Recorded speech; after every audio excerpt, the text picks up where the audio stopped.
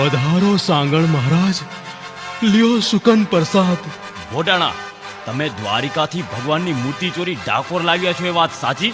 મહારાજ, જેની મરજી વિના પાંદડું એ ના હાલે, એ ત્રિલોકના નાથની મૂર્તિ કોઈ